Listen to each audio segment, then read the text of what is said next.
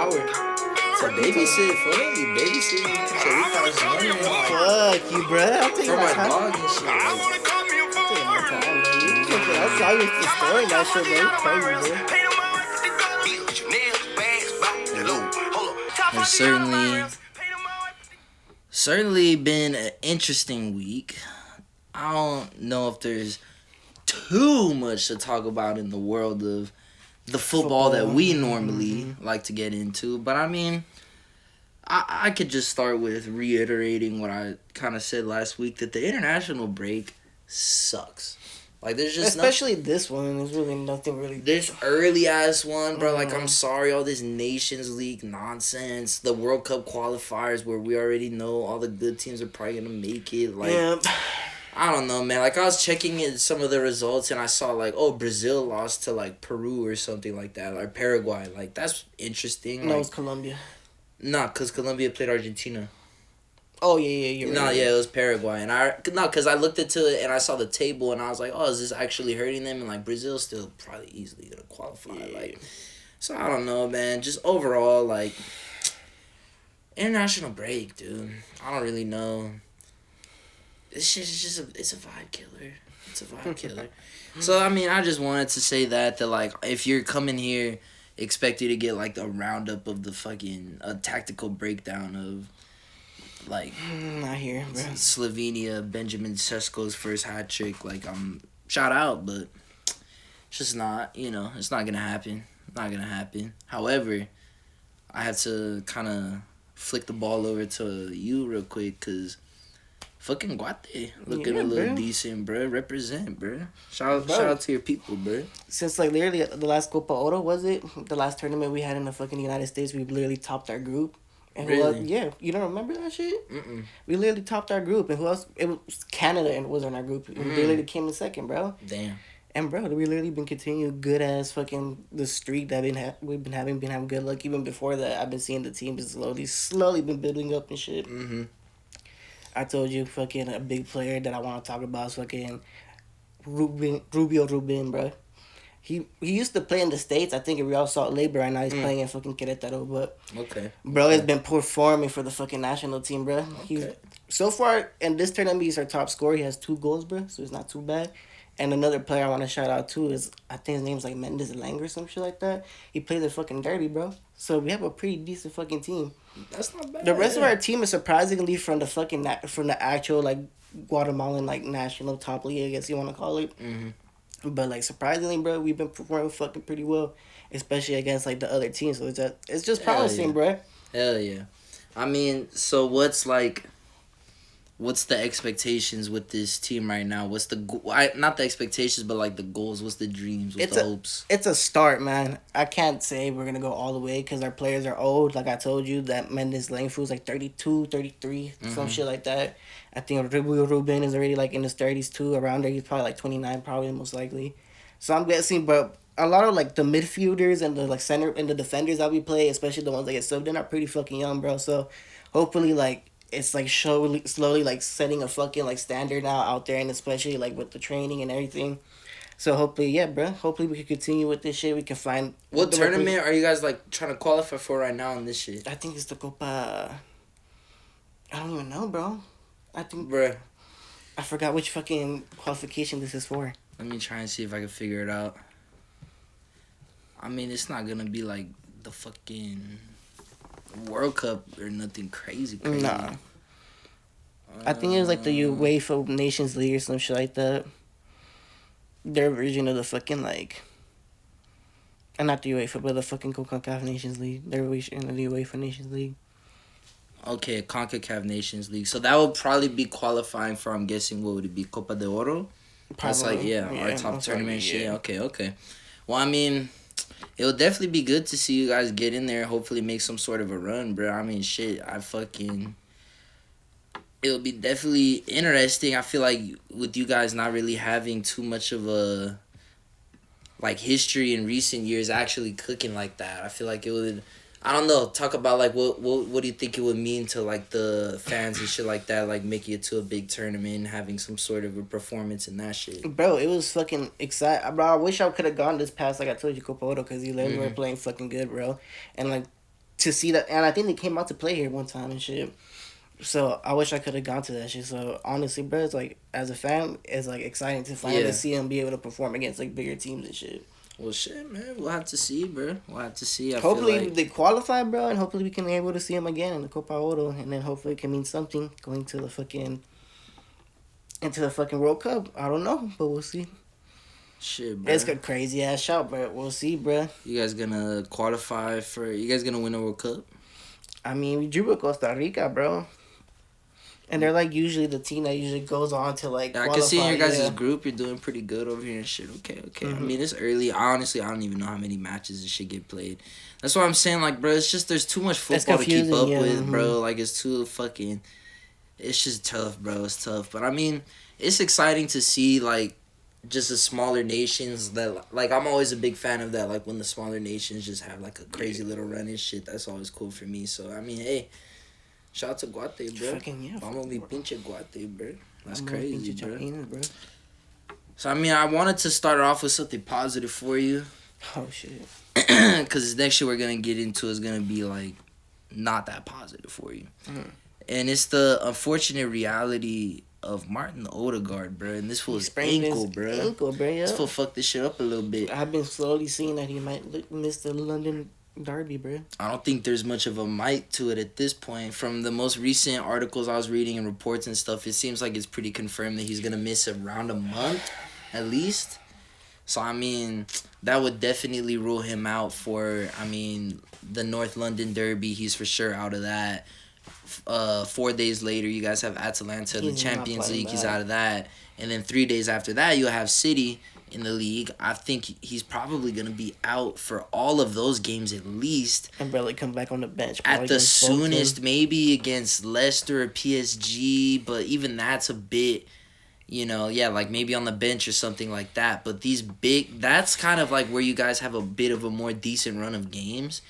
You really wanted him for these next few matches, so this is definitely going to be... That was a big hit to the squad, bro. It's going to be an interesting early point in your guys' season because just because he's gone, I don't necessarily think that's, like, the end of the season. Because I just feel like the way Arteta's system is played, like, there's a lot of other avenues you guys can take to create chances. And yes, Odegaard is a really great player, but... I don't feel like the whole team has to flow through him. Like, if Bruno Fernandes gets injured for United, we're fucked. Like, he's our entire team, basically. Yeah. I feel like the system can kind of hopefully help you guys overcome that shit a bit, but... They're tough games, though, It's definitely like, yeah, you don't want him missing here. Like, you definitely want him for these matches. How are you feeling as an Arsenal fan going into that shit? I don't know, bro. They're tough games, like I said, bro. Is there any optimism? Is there any route you can see that could still be 9 points from Tottenham, Atalanta, and City? Oh my God, 9 points. We would have to see probably like a Sterling masterclass, bro. A Sterling masterclass, you think? Yeah. So that's what I was gonna say. Is who in this Arsenal team do you think is gonna be like kind of coming into those spots and swapping out for him? We can just pull out the lineup from your guys' last Premier League game. I mean. It's going to be tough, bro. It's not really a whole lot of options on the bench. We're going to have to hold lineup switch up, bro. If not, we're going to have to play a whole defensive-ass team, bro. That's the thing. Yeah, I don't know. It'll probably... Maybe Havertz getting dropped a bit deeper. Yeah, I don't know, man. I don't know. This is definitely going to be interesting to see what Arteta rocks up with against Spurs. That'll give us a good look into... how it's going to play out at least for this month or so. But yeah, I just feel like when you're in a title race with a team like City that you know they're going to be so fucking perfect throughout the year, they're very, very, very rarely going to drop any points and shit like that for the most part. It's not something you want to be having this early in the season, bro. Because honestly, that's one thing that low-key, like from a United fan's perspective, I look at Arsenal and like you guys have gotten so fucking lucky with injuries the last 2 seasons, which has been a big reason why I feel like you guys have been able to compete with City in the league consistently. Is the fact that like your big player, I know like some of the squad players here and there, but like Like fucking Timber came in and that fool got hurt like his first game and missed his whole season basically. Like I know shit like that happens, but like the big players, Saka, Odegaard, Martinelli, Rice, really been getting hurt. They tend to stay fit for the most part. I think Saliba missed a bit of the season last year. That was probably the only real significant injury I can at least remember for Arsenal. So like overall the injury luck has been pretty good for you guys, and it's definitely something that I don't think Arsenal has done a good enough job of bringing in squad depth. Yeah. And so far, he's gotten away with it. Arteta's gotten away with it because, like I said, y'all have gotten pretty lucky with injuries. But if this is the start of, like, a couple more players picking up a knock, which, like, again, from a Man United fan's perspective, let me just tell you that shit is very possible, bro. Like, that happens to us all the time where, like, one player gets hurt, then another player gets hurt, and it's like boom, boom, boom. All of a sudden, you're missing, like, half a dozen guys out of your squad. Yeah. If that ends up happening to you guys, bro, I highly doubt it, bro. Whole season's chalked, though. Tough. The whole season's chalked. So it's definitely one of the, like, with City, they could literally afford to have half a dozen players get injured, and they're still going to put out a world-class team with the world-class players at every position. Because that's what having all that type of money and allegedly doing some potentially suspicious things does. Like, yeah, bro, I don't know. I just thought it was something worth pointing out from this whole international break. That's honestly low-key maybe the most significant thing as far as, like, having a true impact on the rest of the season. This could be something we look back on in 6 months and be like, fuck, you remember that time when Odegaard was out for a month and shit slipped? Like, if it ends up being that close. It might be too much, but we'll see, bro. I don't know. But, like, if it ends up being as close as it's been the last couple of years, you look back on the season, it's like, fuck, we lost that North London derby and we lost to City when Odegaard was injured. You know what I mean? Like, this could end up being some crucial good. Because we already looked at this part in the schedule. We talked about this on the pod that, like, these are big games. This is going to be a big test for Arteta coming up. And all of a sudden, he's missing probably the best creator in the squad, bro. That's tough. That's tough. So, yeah, bro, I don't know. It's definitely... I was already excited to watch these 3 fixtures, especially these first 3 fixtures for Arsenal coming out of the international break. And now I'm even more curious to see, like, how you guys are going to play it out. I don't know, man. I don't know. I don't know either, but it's interesting. Because literally the way we'd have to play is like literally switching up the whole formation we literally had. Because I don't know who can fit. I was going to say, there's not like a real one-to-one position he was playing.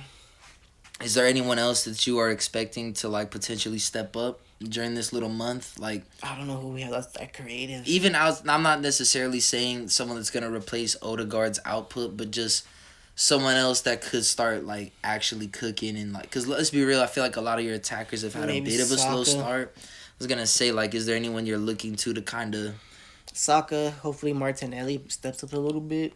Mm-hmm. We'll see, because he's been doing good.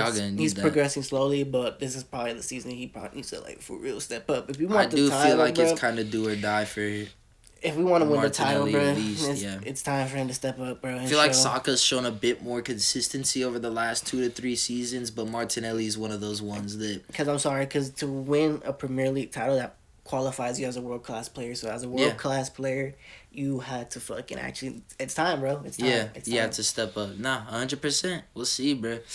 I'm happy that we're able to put this out because if it does, like, it's going to either have to happen or it's not going to happen. Like, there's no... Oh, but we tried really hard. Like, in football, it's not good enough. So we'll see, bro. It's very curious because, like, this Arsenal team has gotten so much hype, so much attention because they're the team that's competed the most with City besides Klopp's Liverpool for, like, that 2 seasons or whatever. I like putting the pressure and shit, but it's the truth, bro. But I agree, and I think I honestly think that's a proper take from an Arsenal fan because I feel like the fans that are trying to give too much leeway and too much time, that'll be making the same mistake that ended up kind of happening with Wenger at different points where, like, y'all would have really decent teams that just needed a couple more top-level signings, like a little bit more of a push, but then y'all just kind of take it easy. And so I feel like your fans, like, if they get to that point where it's just like, oh, we're content with just being this good for now, like, you know, that's how a really good generation of players can kind of get fucked up. So we'll see, bro. It's definitely a do-or-die type of a season for Arsenal, and this is not what I think you guys were looking for. It's hard, bro, but like I said, the other players, it's time, bro. Time to step up. Speaking of stepping up, bro, There's a guy who once took a step up from the Eredivisie, the Dutch league, from PSV Eindhoven. Oh, we're gonna talk about interesting transfers. He took a step up to the biggest club on the planet, arguably, Manchester United Football Club. And at this time, some of these youngins probably don't even know, bro. This guy was one of the most hyped up. Highlight comp was ridiculous. Absolutely ripping up the Dutch league. Looked like potentially the next Cristiano. The Dutch Cristiano. This guy was supposed to be one of the ones. That fool's techie as fuck, bro. Memphis. Day, bro. Memphis Depay.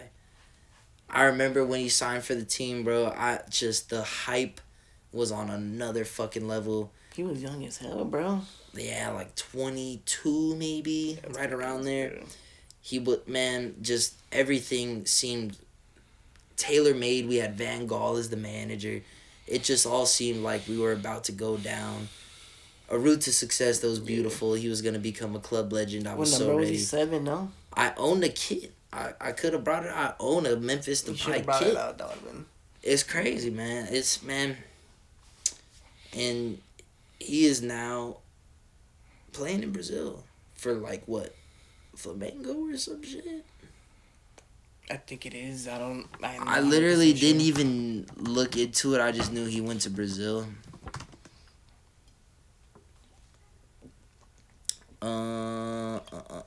Corinthians. Corinthians. I mean, look. I just wanted to throw it in there to say, like, damn, bro, what a wild end to a wild career. I think part of it is a little poetic that he ended up in Brazil.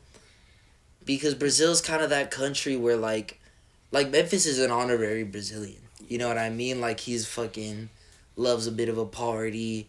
Fucking all the rapping and all this other shit. Like, just all the off-the-pitch stuff is very Dinho, very Neymar. Like, he fits in with the typical Brazilian baller lifestyle.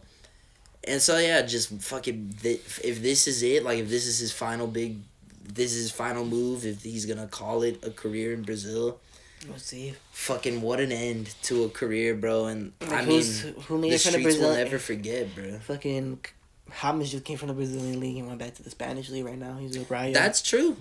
He did. Yeah, so I guess there is still a way back to Europe, you know, if you end up performing well, especially at an international tournament or something. But I don't know, because Ronald Koeman. Yeah. Said Kingsley Coleman. Ron Coleman. It's the Ron Coleman, bro. Ronald Koeman just had like Ron Coleman. a controversial quote where he was talking about, I think it was Bergwijn, who just went to the Saudi league, and he was kind of talking shit about that fool and everything. So I just feel like the Dutch team, they're not fucking with these players who go to like shittier leagues and that type of shit. No disrespect, obviously, to the Brazilian league, whatever, to the Saudi league. I don't give a fuck about them. But yeah, I mean, just, I don't really know if he has a future in the national team at this point, especially with the attackers that they have. He was basically as a bench player at the last Euros. I feel like that might be kind of it for him. You know, you got Javi Simmons, Gakpo, all those good guys coming up. So, who knows? I mean, I saw your guy scored. Fucking your number 11, bro. Jersey. Oh, he did? Yeah. Good for him. Yeah. I didn't see that shit. I'm fucking international break. He started at striker, bro. Excellent. Crazy, Excellent. Crazy. Hope he can bring that form to some football that matters. But I mean, shit. Yeah, Memphis is he's a streets baller, bro. Streets will never forget him, bro. Like, obviously the consistency was never really there. Like, he did have a really good time at Lyon. I remember he was doing like really, really good there, which was a little annoying because that was like pretty much, I think that was like right after he was at United. Mm-hmm. So yeah, that shit was a little annoying. But at the same time, like, I was happy to see him balling because I always knew he had the talent in him. Ended up at Barca, which like... No, he went to Atletico first, no? I thought he went to you guys then, Atleti. I could be wrong on that. I could double check it, but I could have sworn that it was... Probably confusing with Griezmann, probably. We'll see. Some shit like that, but I do feel like the Barca move was one of the ones that kind of fucked up his career a little bit. No disrespect to you guys, obviously, Mr. Barca fan, but just it didn't help his career in any type of way. Let's take a look at this here. So yeah, from PSV to United, United to Lyon, Lyon to Barca. Okay. You don't know ball, bro. Barca to Atleti, Atleti was a free agent and then signed with Corinthians.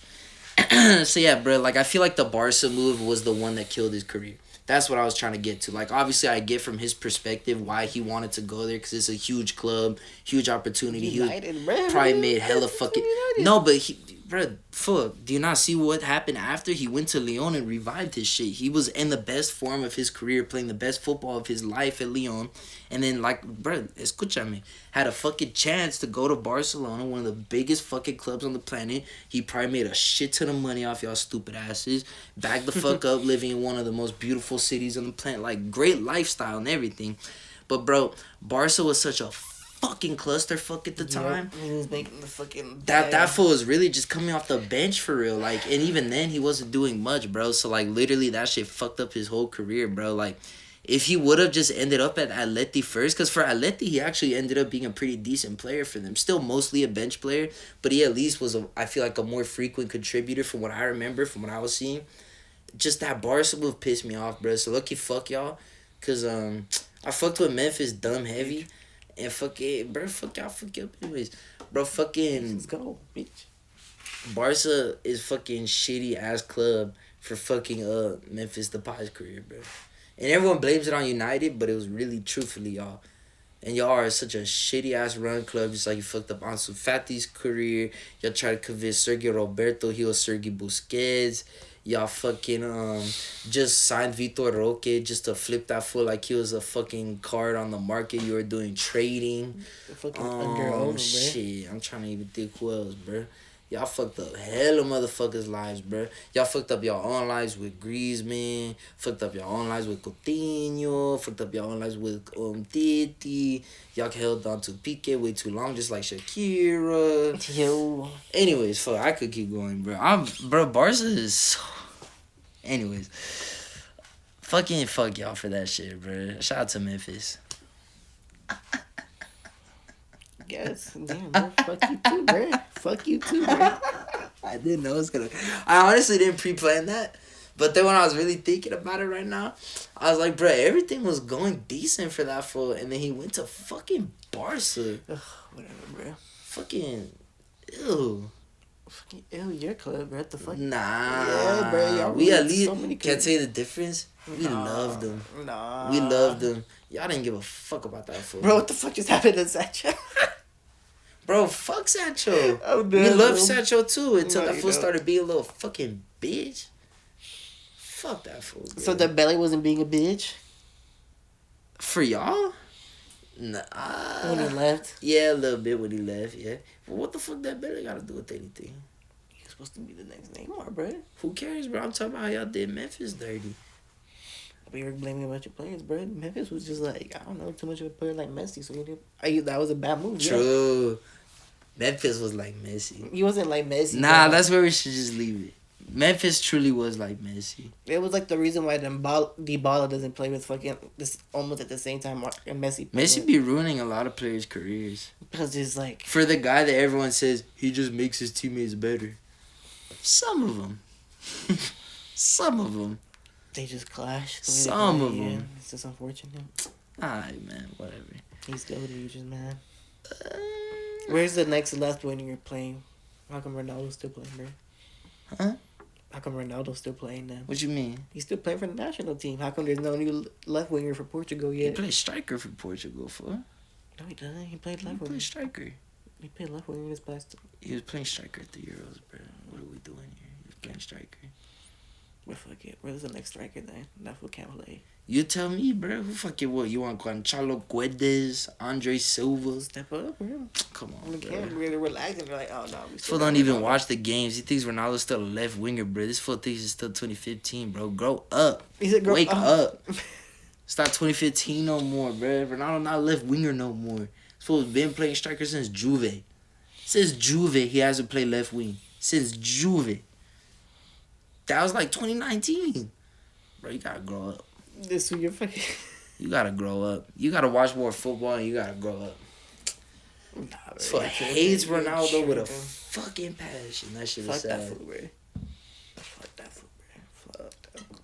It's better than Messi. I feel like we should just leave it there. I guess, yeah, bro. Fuck you. Let's just end the podcast right now. You fucking bro, bitch. Fuck you up, though. Break this bottle over here. Bro, you don't break shit, bro. You're fucking soft. You're soft as fuck, bro. You got your shit ready to go, Joe under Whitey?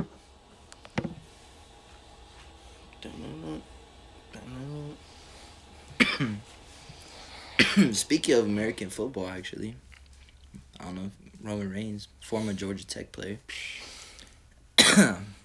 Football, bruh. Trained for who? What was it? What did you train for? The Dolphins? The Vikings, I think. The Vikings, yeah.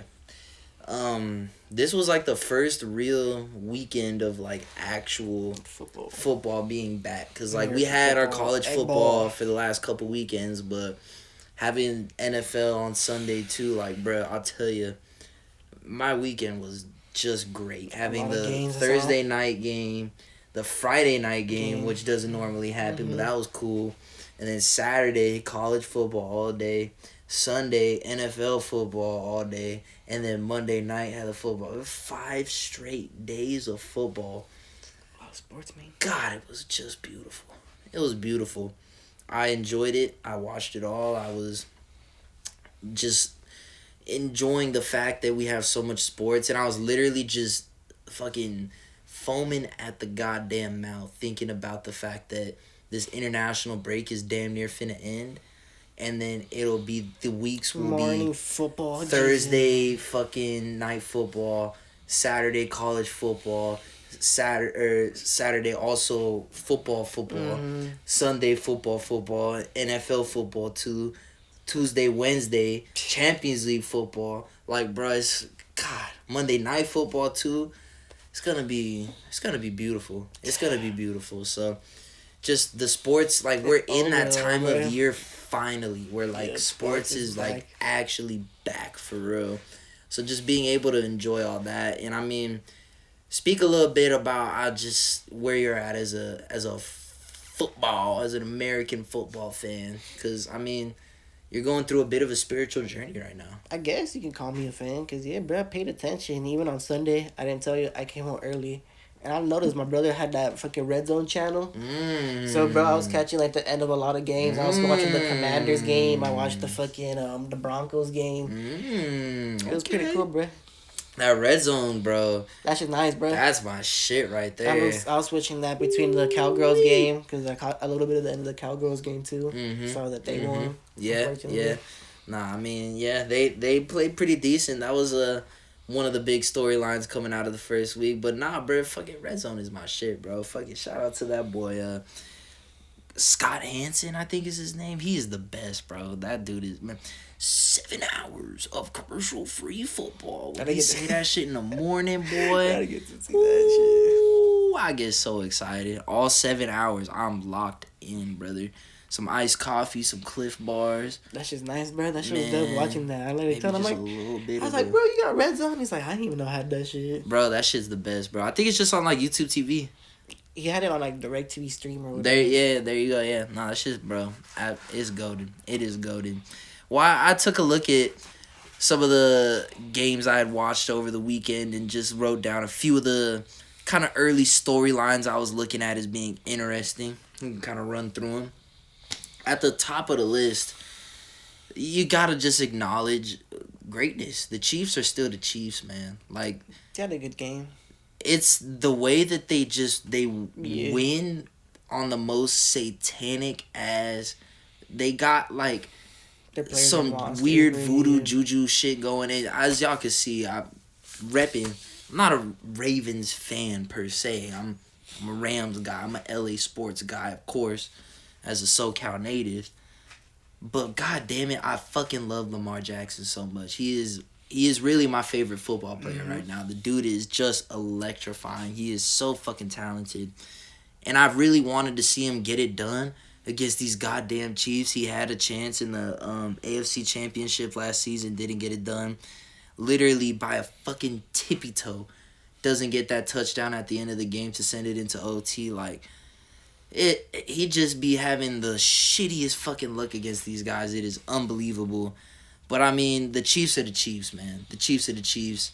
Yeah. The Ravens look great. I think the Ravens are definitely gonna. I feel like we might get literally a repeat of the same conference championship we had last year. The Ravens versus Chiefs again. Yeah, to see who makes it to the Super Bowl out of there, because like, those two squads are so fucking serious. They retained most of their like big players.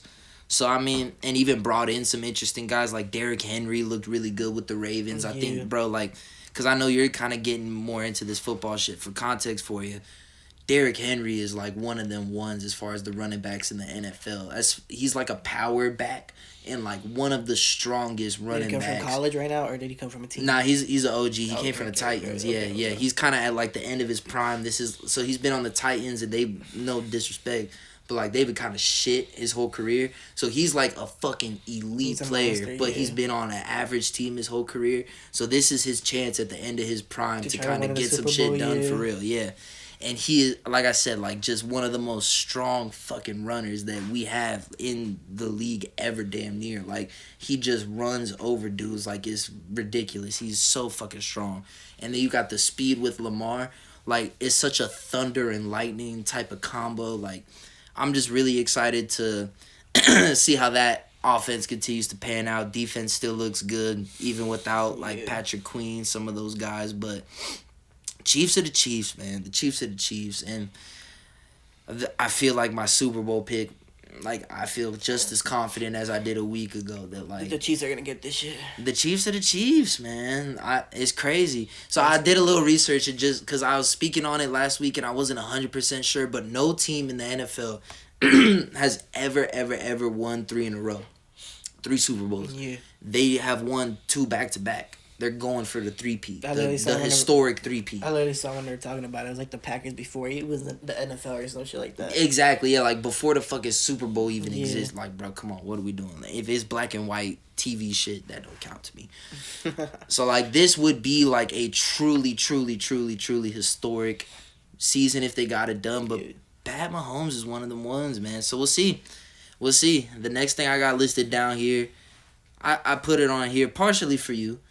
Because my resident Eagles fan here, but they did legit look pretty good. Obviously, it was close, but like the Packers are a legit slip-ups, team. I'm not gonna lie, bro. So I feel like a lot of it had to do with just like the fact that y'all had to travel all the way to Brazil. The field seemed like it wasn't quite up to standard. A lot of players were slipping and shit. Like, it was just weird. We got a couple picks. It was like 3 of them, no? Yeah. Hurts didn't have a great game for sure. Jalen looked a little rough, but the fact that he could play that bad, but y'all could still end up getting that dub, like Saquon looked fucking crazy. I feel like it's good for y'all to get a win in a game where your quarterback plays that bad, because that shows that the rest of your team is still really strong. To step up, And we know that Jalen Hurts is a good quarterback. We can assume had a bad day, bro. We could assume that this is just a bad day at the office. So if he comes out and plays like how we expect him to play, this team should be legit as fuck. So I'm excited to see what they pull out, because last season was definitely a big disappointment. So for, your guys' head coach, Nick Sirianni, damn near maybe for Jalen as being looked at as like an elite quarterback, this is kind of like a do-or-die season. Not in the sense that y'all got to win a Super Bowl, but like y'all got to look like a legit team. If y'all don't come into the playoffs looking like a legit contender, I think there's going to be some serious conversations being had in Philadelphia. So I do think that, yeah, man, I'm just excited to see how the rest of the season plays out. But Saquon looked good, bro. Saquon looked good. That shit was interesting. That offense is going to be definitely fun to watch. For me, as a Rams fan, had to show my boys a little bit of love, because, obviously took the L in overtime, which is never fucking fun, especially in prime time. I was beard up, fucking loaded, watching the game after a full slate of NFL. Like, I was so fucking geeked for this game, and the fact that we got it this close, because I'm not gonna lie, going into it, I was expecting it to be tough, bro, because we're in Detroit. The Lions got a tough-ass team. Like, I know that it could have potentially been a rough game. And then Puka Nacua goes out early, injured and shit. Like, definitely was looking like it could have been a rough game. But overall, we played a strong ass game, put on a really, really good performance. After going down big that early, we were down like 17-3 in like the third quarter or some shit. To be down that much and come back, it could definitely be a moment where the team just puts their heads down. Everyone starts feeling like, oh, we're kind of fucked, you know what I mean? But I was really happy to see that the boys fucking came back, fought back on the road in a big game. Like, it was a huge just performance overall. Like, obviously tough that we didn't get the W, but I think we showed the league that, like, we're still a very legit team. And I mean, one of the biggest takeaways for me personally was, bro, Matthew Stafford is one hell of a quarterback, man. Cooper Kupp is still doing that shit. Cooper Kupp is still doing that shit. And those are a couple guys where every offseason you kind of worry because they're on the wrong side of 30, especially Matthew Stafford. He's one of the older players in the league. And so you start to wonder every offseason, like, are they going to still be looking the same? Like, are we going to start to see the decline?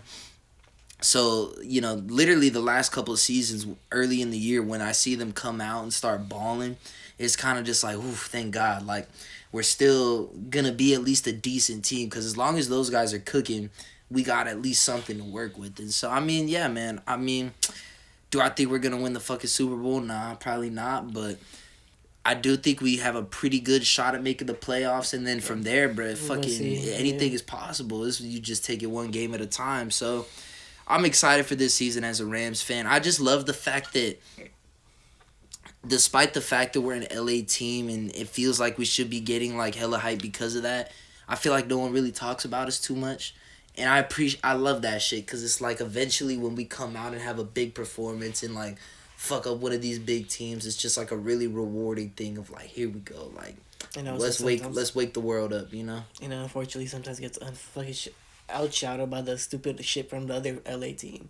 Did you see what happened with all the fans fighting and shit like that? Yeah, all the shit. It was the Raiders and Chargers. Yeah, that shit was you know, man, it's unfortunate. That shit does happen kind of a lot at LA sporting events. You know, it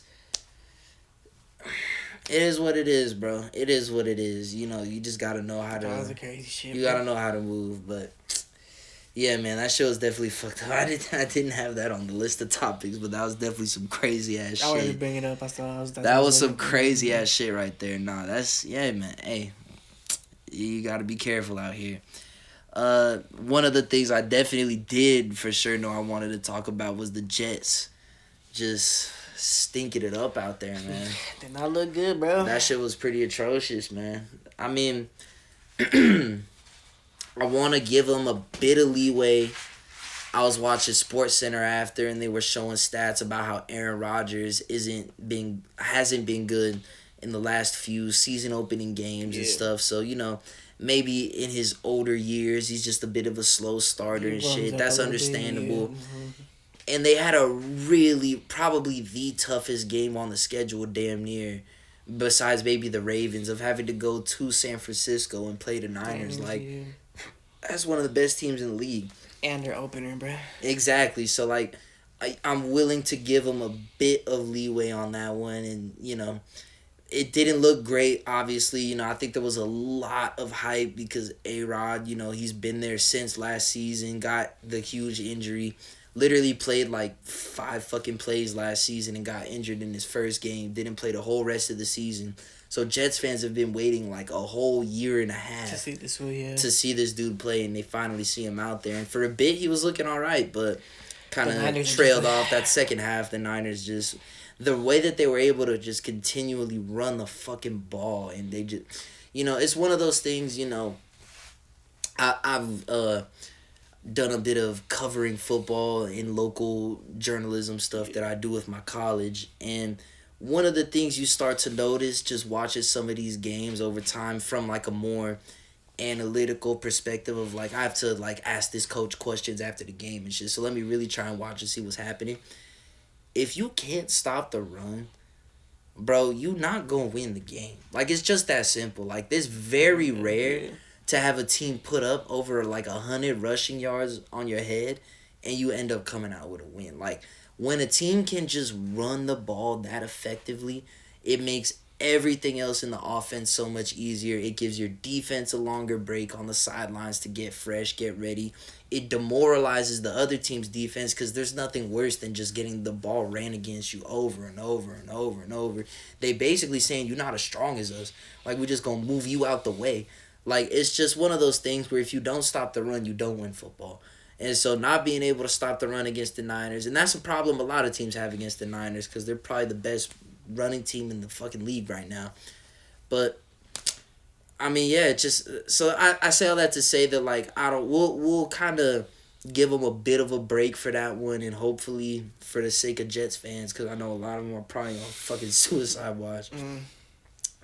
We'll give them a bit of a pause and we'll see how they look over the next couple weeks, but definitely didn't look great. A group of fans that's definitely, like, we gotta make sure they doing good. Panthers fans, bro. That team looks... I don't know if you saw anything from that game, but they looked fucking awful. For real? The Saints beat the fucking piss. What was the score? I don't even remember. They lost by like 30 or some shit. Fuck, bro. It was brutal. It was like 40-something to like 10 or some crazy shit. Something like that. It was ridiculous. Bryce Young is the quarterback for the Panthers, and again, like, as someone who's getting into football, there's like these little context pictures I get to paint for you, and I love that shit because I get to shape the narrative for you, and even if a motherfucker's good, I get to just lie and say he's trash if I don't fuck with him. It's great. But this motherfucker actually sucks, low-key. So, just to break it down for you, let me fucking D-Generation X break it down. So the Carolina Panthers have not been good for a minute, probably since they had Cam Newton, if you remember who that is from back in the day. So that motherfucker, since he left, they have not been that good. You need a quarterback to be good at football. And so, like 2 years ago, a year ago, there was this kid playing quarterback at Alabama. His name is Bryce Young. And ooh boy, he's a little short for quarterback, but he could sling the motherfucking pill. He is fast as shit. He's looking great at Bama. All the scouting reports, everything is saying, hey, this kid is the one. Yeah. So the Carolina Panthers decide to do a trade with the Chicago Bears, who that year had the number 1 overall pick. And they traded a shit ton of draft picks, a couple players, a whole bunch of shit to the Bears to get that number 1 overall draft pick. And they go move up in the draft and they pick Bryce Young. Just like a couple, just off the top of my head, one of the things that I know was included in that trade was the draft pick that ended up being Caleb Williams from USC. That's how he ended up on the Bears. So, like, they gave up a lot of shit for this dude. And there's still more draft picks and all sorts of shit. So, basically, I say all that to say, especially in football, these first-round draft picks are extremely, extremely important. Because getting top-end talent is hard. And so getting a chance to get one of those elite guys, you got to take it. So when you trade away a bunch of that stuff to get one guy, that one guy, he has to be the guy. Because if he's not the guy and you guys are bad, you don't have the draft picks to go get another guy to replace the guy who you thought was the guy is not the guy. And if you don't have those draft picks because you traded them all away, now you're just stuck with the motherfucker who you thought was the guy. He's not the guy. And now for, like, however many years, that's your guy, regardless. Did he give him, like, a decent draft pick? He was the number 1 pick. No. A contract? No, the Panthers give him, like, a fucking... They trade him, like, another, like, decent draft position to get the number 1. They gave the Bears hella shit. Like, their entire future for the next few years belongs to Chicago. Like, they gave them hella draft picks. So it doesn't matter. So, like, he just said, the next fucking draft pick, whatever we get, you guys get it? Yes.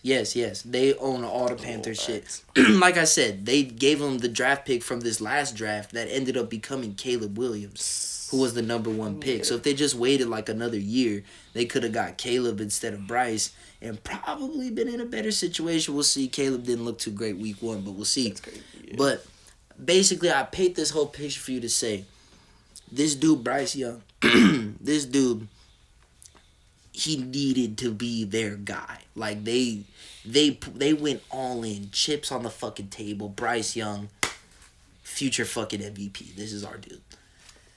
So far, not good. So he was a rookie last season, and it wasn't great. But, a lot of rookie quarterbacks struggle, and especially when you're not on a good team, which he wasn't on a good team. The rest of the Panthers team wasn't very great. So, he struggled a bit. And then he comes out again this season, and it's like he almost damn near looked worse.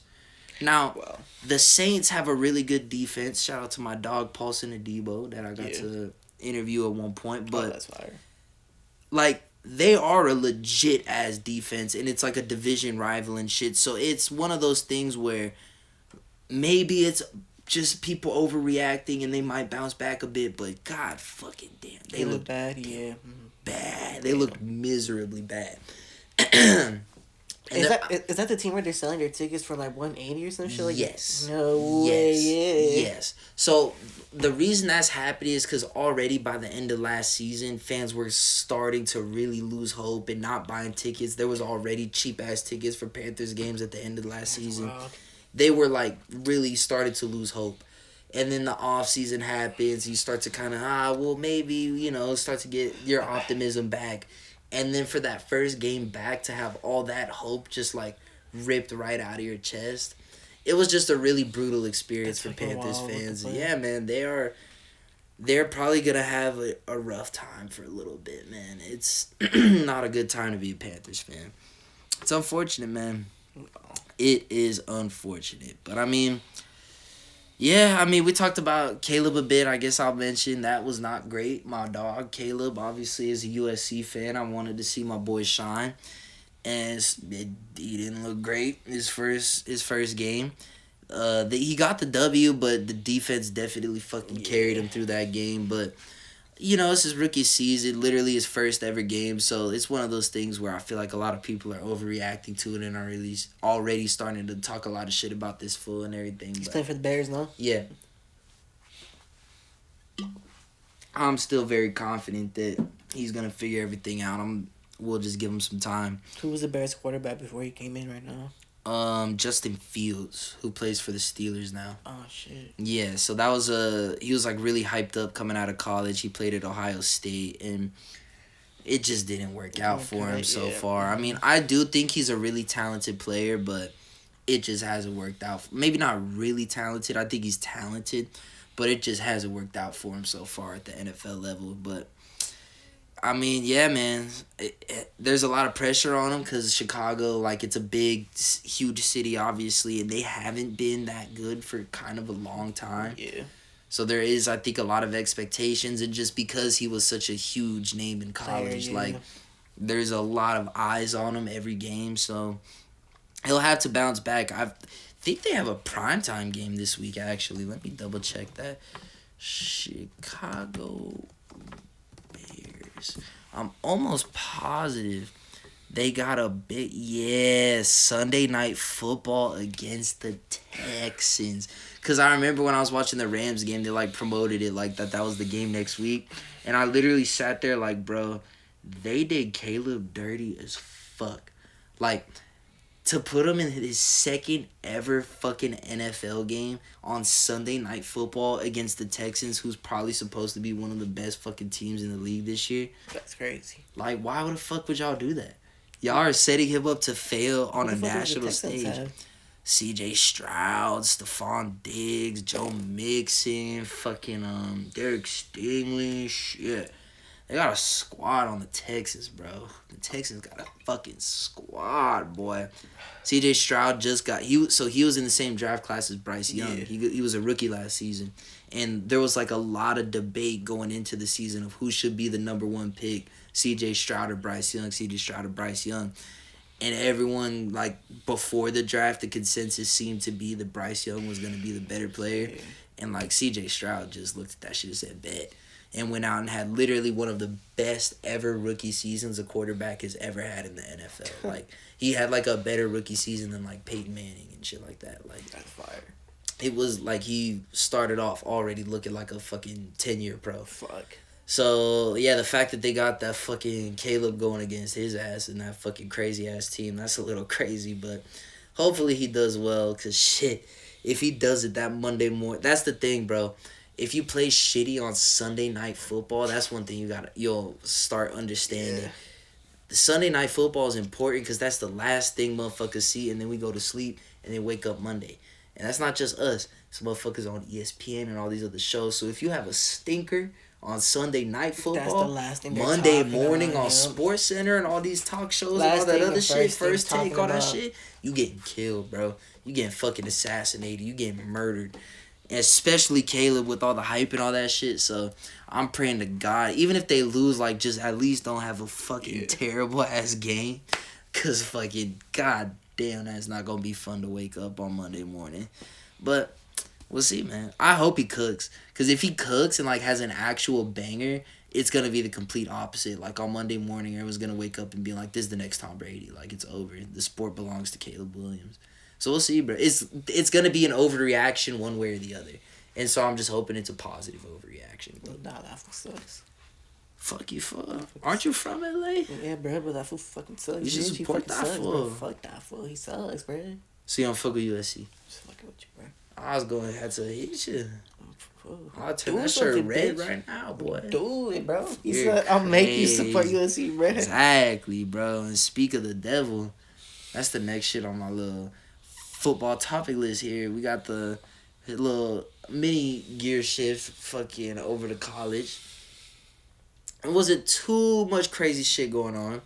Obviously, got to shout out the squad, SC. Don't want to spend too much time on it, but we beat the motherfucking piss out of Utah State. Mm-hmm. Like, embarrassed the shit out of them motherfuckers. It was ridiculous. And the reason why it was so important is because it was a week where a lot of other teams in the Big Ten did not take care of business. And so that's the most important shit, as you know, from playing the fucking college football game and shit. The teams in your conference, like, that's important as fuck, doing better than them. And so, like, Oregon, they won, but they didn't look great. Fucking Michigan got their ass kicked. Like, a lot of the other big teams in the Big Ten weren't necessarily looking the greatest. Ohio State looked pretty good, but that's like 2 wins in a row, no? For SC, yeah. So we starting off 2-0, and the next game, so we got a bye week, I'm pretty sure, this Saturday, so we don't play anyone this weekend. And then the week after that, we play fucking Michigan. At home or away? I'm not sure, actually. Let me see. In Michigan. Ooh. In Michigan. We're going into the fucking big house. And the thing that scares me about that is they just got their fucking asses kicked. Detroit, wait. So you know that they're gonna be coming into that shit like, bro, we gotta fucking stand off business. We can't be fucking losing again. Bro, fuck that shit. Shut the fuck up. Detroit, wait. Fuck those fools, bro. So, like, that shit is a bit annoying. Like, I hate playing a team right after they get their ass beat. Because you know that they're fucking fired the fuck up to come out there and, like, bro, we cannot do this shit again. So, fuck, bro. Honestly, that's a huge test. Like, I shit you not. What time is that game at? 12:30 in the afternoon. Perfect. I'm going to be drunk as hell. I'm going to be drunk as hell. I'm going to be lit as hell. You're crazy. I might lose my voice screaming. My hands might be bleeding from clapping, but god damn it, we are gonna fight on to victory. He said I'll be locked out by 9 p.m. once all the games are done. Beat the Wolverines. That's all I know, bro. That is all I know. I'm honestly already excited. What day is it? Because it's fucking like a couple weeks away. The 21st. Damn. These next 10 days are gonna be long, bro. Because that's exciting. That's actually heat. But fuck, bro. You keep saying that shit, I'm gonna hit you, bro. You can't do that. Stop. Why, bro? Because don't do that. It's a big game, bro. Chill. You gotta support, bro. You can't be putting bad energy into the universe. It's not bad energy, bro. I'm trolling, bro. You know who got a shit ton of bad energy? Who? The Notre Dame Fighting Irish. They lost again? They lost, not again, because they won their first game. They won against Texas A&M. That was a big-ass win. Because that was like a big primetime game against A&M. I think I remember they were against Texas, like on the road against A&M. And he choked against his team, yeah, okay. And then they had this game recently, this last weekend, against NIU, Northern Illinois University, the Huskies. They had never in the history of their football program beat a top 10 school. What? Ever. A top 10 ranked school. Not even beat ever. A top school. What the fuck? Ever. A team ranked in the top 10. They have never fucking beat them ever. Until last Saturday. They go into Notre Dame's house, into South Bend, Indiana, and get the fucking dub over Notre Dame, bro. That shit was honestly like one of the most spectacular sporting events I feel like I've ever seen. Honestly. Like, it's shit like that makes college football so goddamn exciting. Because Notre Dame, if you play that game 100 times, probably wins it 99. But that one fucking time where you show up and just everything goes your way and you play your fucking asses off and the other team plays like shit, anything is fucking possible. It's fucking wild. Because the thing is, bro, once you get to the NFL level, like if you a shitty ass team, like if you the Panthers and you playing up against the fucking Niners or the Chiefs or some shit, bro, they are just never gonna let the Panthers win that game because they are just too damn good. It might happen barely ever. But in college football, it's a little bit more likely because even the best fucking teams, the best Georgia, whoever, Alabama, whoever, all they best players is still some 22, 23, 21-year-old kid, maybe even younger. Yeah. And so, like, these kids are gonna fuck up. These kids are gonna make mistakes. Like, it's just inevitable because, like, compared to what we understand more, like, our version of football, even the craziest wonder kids, the most cracked wonder kids, finna have some off games here and there. Like, that's just how it goes, bro. When you're a younger player in your development, you make mistakes, bro. That's just how it goes, bro. Learn from shit, bro. It's human nature that younger kids' decision-making skills is just, it's not as refined. They don't have the experience to fall back on. They don't have as much muscle memory as seasoned professionals. Mm-hmm. So you just get these types of games where it's like this Notre Dame team, by every account, I think they were like 35-point fucking favorites on the books coming into the game, which means Vegas expected them to win by 5 fucking touchdowns. Bro, so when you put the other team, they fucking hit, bro. I can't even imagine. I don't know if anyone took the NIU money line. If you did, holy fucking shit, God bless you. That's amazing. But, I mean, yeah, dude. It was just one of those moments that reminds you, like, damn, this is what college football is all about. It's just this fucking sport is absolutely ridiculous. And, there was another game that had that same vibe of, like, holy fuck, this is college football. And it was fucking Oregon versus Boise State. Holy shit, what a fucking... Dude, obviously, you expect Oregon to come in there and beat the shit out of these guys. But they've got this fucking running back, Ashton Jeffrey, I believe his name is. Gentry, maybe. He is a fucking dog, this Boise State running back. He is ridiculous. And he, like, literally carried them through all of that shit. And then you got Oregon firing back with goddamn a punt return for a touchdown, kickoff return for the touchdown. Like, that shit was fucking crazy, bro. They had 2 of those, bro. It was just fucking ridiculous. That was a good ass game, bro. It was just fucking ridiculous the way they were shooting back and forth. Like, it was just absolutely ridiculous game. It had all the fireworks that you want from a college football game, and man, like, it was just a great weekend for the sport overall. And that was definitely one of the games that, bro, like, just fun as hell to watch.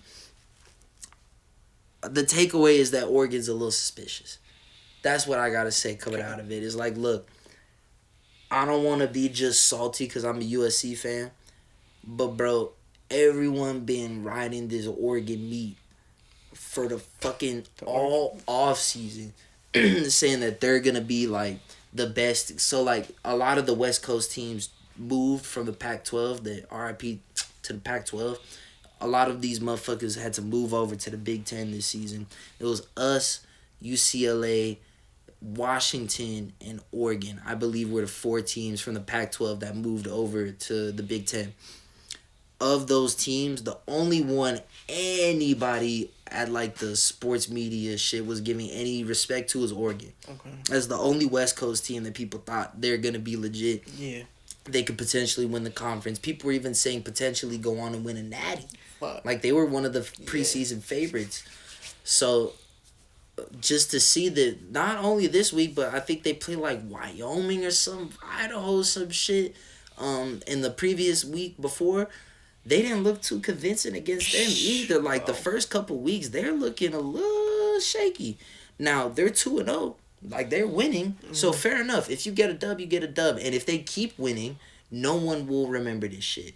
But if they drop up 1 or 2 games, that's gonna be interesting.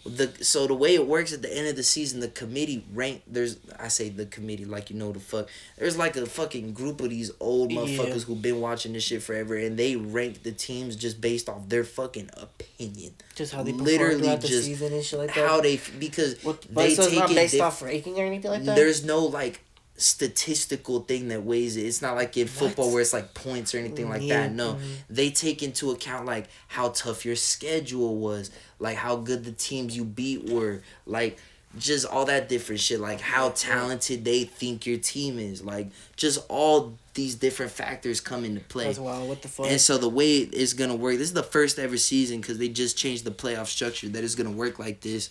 There's gonna be like 4 spots guaranteed for the teams that win the conferences, the Big Four conferences, which is going to be the SEC, the ACC, the Big 12, and the Big 10. So if you win one of those conferences, those 4, you got an automatic spot. Okay. The next spots from like all the way because I think there's 12 teams making the playoffs. So those other 8 spots is just going to be the next 8 highest ranked teams based on motherfuckers' opinions. That's what they say.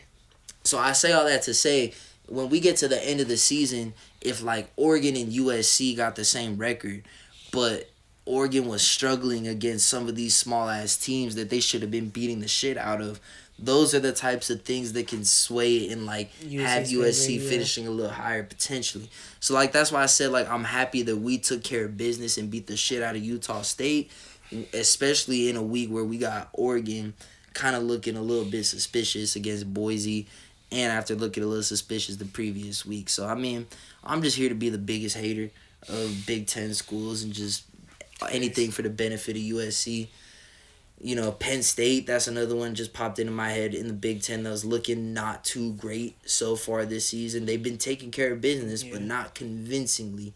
So, like, we'll see, man. But honestly, none of what I'm saying matters if we don't beat the fucking Wolverines. Like, if we beat Michigan, all of a sudden, I'm going to be honest, everything opens up. The whole season becomes different.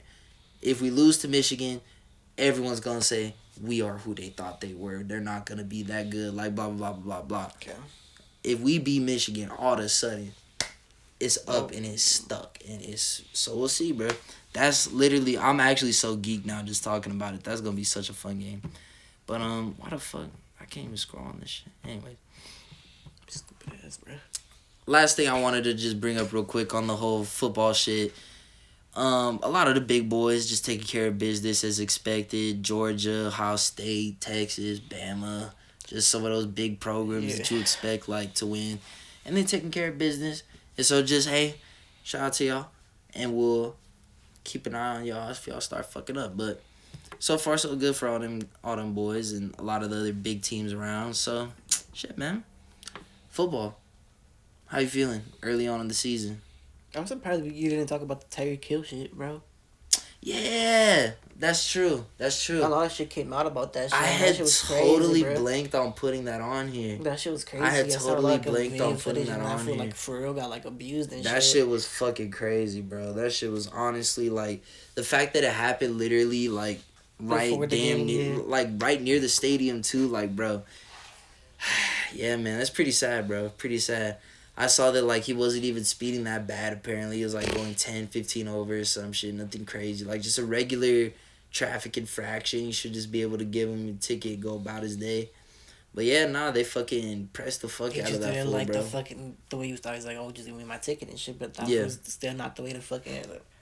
Tried to do the most for whatever reason. And then you see how reason. He did his homies too and shit like that. I guess someone pulled up and they started fucking with them too and shit. Yeah, no, they cuffed another one of his teammates, Calais Campbell, I believe it was, that pulled up over there too. Nah, man, the whole situation is a fucking mess. I'm really thankful that, like, it's not a worse story, obviously, because we've seen just way, way too many of those. And happy that Tyreek was still able to go out and ball out. I thought that was pretty fucking hilarious, the celebration he did. I don't know if you saw that. I heard about it. After he scored like an 80-yard touchdown, a crazy ass catch, and then he went and fucking put his hands behind his back like that and did that shit, bro. just ridiculous. He is one hell of an athlete, man. That shit is sad to see for sure, bro. But I mean, I just don't know what else there is to say except like, bro, that shit's sad as fuck. Like it's just it's fucked up, and like hopefully they fucking actually punish that fucking cop and the rest of those cops that were out there doing that bullshit. But doesn't always happen, so you know, fuck, bro.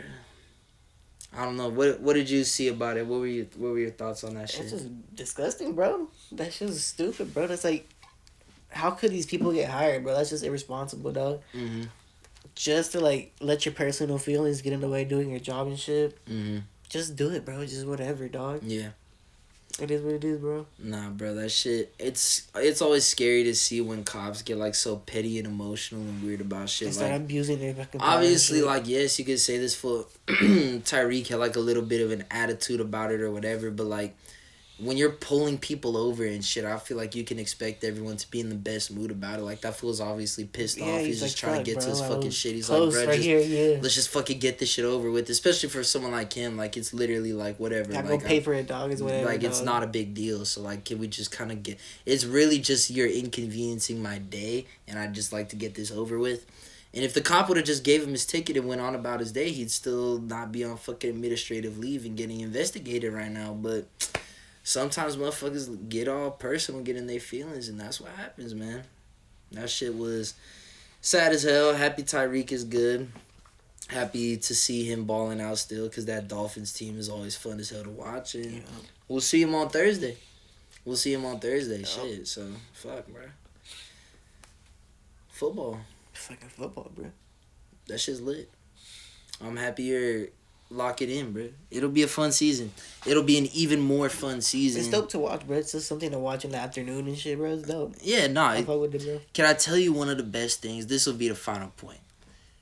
As Americans, it's like the easiest sport for us to follow casually. Because you just got to dedicate a few different times out of the week to, like, keep up with what's happening here and there. Like, and even then, like, if you want, it's, like, one of the easier sports to, like, have on. But you don't have to be, like, locked in the entire time. Because, like, you know, you'll be able to hear what's happening with the commentary when the big plays are going on and shit. But for me, honestly, like I said, like, kind of covering it and just getting into it a bit more, I've really grown to, like, enjoy the, like, development of games and shit. Like, I enjoy watching it, not as much as, like, a football match like our football, but it is, like, still a very enjoyable, like, there's so much tactics that go into it from the coaching side of things, and, like, just kind of getting more into all that side of the game and everything is definitely interesting. So, just, yeah, bro, this whole game, just seeing how this season is unfolding, all the wild new shit in college football with the playoffs, this crazy season with the Chiefs going for a three-peat in the NFL. I do think that if there is a time to start watching football, like, it's probably not. It's a crazy-ass time, yeah. So this is it, bro. This is it. A lot of good teams, a lot of fucking... A lot of talent. It's an exciting time for sure. A lot of interesting stories, like I said with the Panthers shit, fucking the tickets and shit, there no fans, all that shit's crazy, bro. Sad as hell, bro. Sad as hell. So what happens with that shit? Like, are they probably gonna, like, just move or some shit? Nah, probably not. I just don't know, like, where they go at this point. There's no, like, obvious choice. Like, once Vegas got took up, because that one, there was rumors for a minute that, like, Vegas wanted a team, and then once the Raiders went there, now it's kind of, like, not too obvious where else they go. And low-key, like, when they're good, bruh, when they're good, it is, like, a really big market for it, because they play in, like, I think North Carolina, but, like, the South Carolina people support them, too, and, like, that's, like, in the southeastern part of the country where, like, football is, like, a very big cultural thing there. So I feel like not having a team representing the Carolinas in the NFL would be a little fucked up. Because, like, especially in the South, like, football's such a big fucking deal. You want teams representing those big southern markets. Bro, Oakland Panthers jersey would be hard, though. Oakland fucking Panthers jersey, bro. That Bruh. should be fucking hard. Their jerseys bro. are already hard though. But imagine the Oakland one, bro. That should be What's hard. gonna make it hard though? It's from Oakland, Just because bro. it says Oakland? Yeah, bro. You ain't even been to Oakland. Okay, fuck it. So what the fuck you so passionate about Oakland for? Because it's from California, bro. Come on, bro. That's ridiculous. What has Oakland ever done for you? Nothing, bro. So then what the fuck This is what has Oakland ever done for you? You're crazy, bro. It's a trash ass city, low key. Hey. They baseball team don't fuck with them. They football team didn't fuck with them. They basketball team didn't fuck with them. What was their basketball team? The Warriors used to play in Oakland. Oh, That's where their stadium was, and okay. that shit moved closer to San Francisco. Okay. They just moved it like a year or two ago, a few years ago. So yeah, like literally like 5 years ago, they had 3 professional sports teams in Oakland. 5 years ago. Fast forward to now, they don't got shit. Even the fucking baseball team's playing there, but they about a dip. Yeah. They about a dip. They going to Vegas too, no? Mm-hmm. That's wild. Mm-hmm. That's fucking wild, boy. Mm-hmm. So I'm sorry, bro. It's the Las Vegas A's now. I don't think I want to see a team of Oakland. That's kind of hard. It just don't seem like it's gonna work. The Las Vegas A's. Yeah. I know. It's almost like the Aces, but that's already the women's basketball team over there. So yeah, it's fucking. But yeah, I know it'll be interesting. Our motherfuckers gonna watch baseball in Vegas. We'll see. But fucking shit, man. Fucking yeah, football. I'm attacking you right now. Fucking bitch. Imagine. Detroit, wait. Bro, shut the Cause baby, now we got bad blood. Cause you was singing Taylor Swift song, bro. That's a Kendrick song. It's a Kendrick song. Okay. I see what you did there. It's a Kendrick song. I'm gonna fuck you up. It's my favorite Kendrick song. I see what you did there. I'm gonna fuck you It's a up. Kendrick song. Alright. Fucking bitch. Let's go. I see what you stupid ass. It's a Kendrick song. What? Alright, let's go. Bro. Cause baby, now we got bad blood. Spit his race then. I don't know it. Exactly. I just know the hook. That's the best part. Jesus, man. Allergies. Acting up. Asthma. Bitch made. All sorts of stuff, bro. You lead. Goddamn. What are we talking about? I guess Bad Blood, bro. You're singing a little dumbass song. Our predictions? Just kind of looking ahead a bit. I feel like we can't lock in the official predictions yet because we don't know the full card and everything. I want to save that one for the people, but just a little check-in on where we're at, you know. We're kind of at that point where we got a decent amount of the card figured out going into it. So, I mean, just before we get into anything specific, like post Bash in Berlin, heading into Bad Blood, this is one of those moments where we're going from, no disrespect, but lower level PLE to another lower level PLE. Like, how are you feeling about the product at the moment? With the Hell in a Cell, it's interesting because I thought there was like a fight that's been like how long it's been they haven't used Hell in a Cell. It's definitely really rare. I feel like these days under Triple H, it hasn't been used really often. So that adds some. But I mean, you don't gotta get too specific. Fuck any of the matches in particular. Just overall. Ooh. What's the vibe on the product at the moment? How you feeling? Because we're in one of those weird, like this is kind of that time of year where traditionally post SummerSlam, generally speaking, we fall into a bit of a rut here for WWE. This is kind of their down, especially, you know, football starting right now. This is where Raw is competing with Monday Night Football. Like, this is generally speaking the downtime for WWE. So, just how are you feeling about the... Even before that, I feel like they've just been recycling stories and shit, bro. I hope this is, like, the PLE. We probably get some stories progressed and shit. And we can finally get, like, some build-up to, like, bigger storylines now, finally. And that's, like, what's gonna bring the attention back to, like, fucking watching, like, maybe actually catch wrestling before you watch football. Or just catch the end of football or fucking catch the end of whatever. Vice versa, bro. But... who knows, bro? Hopefully, it's not just another mid PLE that's gonna repeat the same thing. Fucking I don't want to get too ahead, but like fucking Dom cheats with fucking and gives Morgan the title again or whatever. Yeah. Nah, that I mean, yeah, it does feel like they have some big decisions to make. That's one of the ones where honestly, like when we do our predictions, like as far as right now, I don't really know how I'd call it because it could very easily be one of those ones where Dirty Dom comes out and does the Dirty Dom shit and we kind of keep rerunning that. But it could also very easily be the moment where Rhea kind of gets that big win over Liv that we've been waiting for. Like, it just is a matter of if Triple H feels like it's time yet or if we got to continue the story because the story never ends, you know? I don't know. So, there's definitely some interesting pressure on this PLE to see like what direction they're gonna push it. I mean, I feel like you could say the same for the Priest versus Finn shit. Yeah. Obviously, just anything with the Judgment Day right now, like unfortunately, like with factions and the way that they get booked in WWE, even towards kind of the end of Vince's run and even continuing with Triple H, the non-stop like interference shit.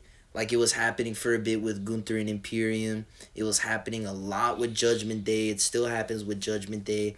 When Roman was running shit, it was happening almost literally every title match he had. Yeah. That was how they would, like, protect whoever he was beating. Was like, well, let's just have Solo in a hoodie come in and fuck him up, and that's how somehow we make them not look as bad losing to Roman. But, like, just that whole interference shit has gotten so fucking blown out of proportion. Like, I know you didn't get a chance to fucking catch the most recent episode of Raw, but Finn had a match on there against Ray. Mm-hmm. And, like, me and my girl were watching that shit and just waiting for Judgment Day to come out. And Finn just won clean without any interference. Mm-hmm. And we were both sitting there like, damn, this is so fucking refreshing. Mm-hmm. Like, for one of the members of Judgment Day to have a match where everyone just fucking stays in the back. Like, so yeah, bro, like, it sucks that they've kind of gotten to the point where that feels more rare. Because, like, the interference should be the thing that gets us to pop and be like, oh, no way, they're coming out. But, like, we fucking expect it, bro. So, like, I am very curious to see how these matches end up getting booked. One of the early criticisms I have for sure going in is that Priest versus Balor needs a stipulation. That feels like they're, like, the way Priest is cutting promos, the way Balor is being such a fucking piece of shit, like, they're at a point in their feud where, like, they want to rip each other's heads off type of shit. That's where the storyline is at.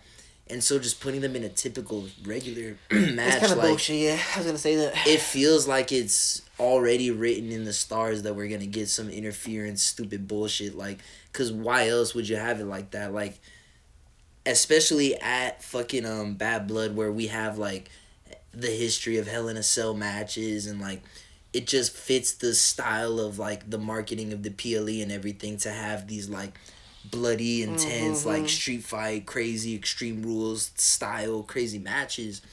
And so, yeah, the fact that we aren't getting that in a feud that, like, really I feel like it's justified, it just reminds me of how I was feeling going into the previous Punk and Drew match. Yeah. Where I was already worried about the match because the stipulation felt off.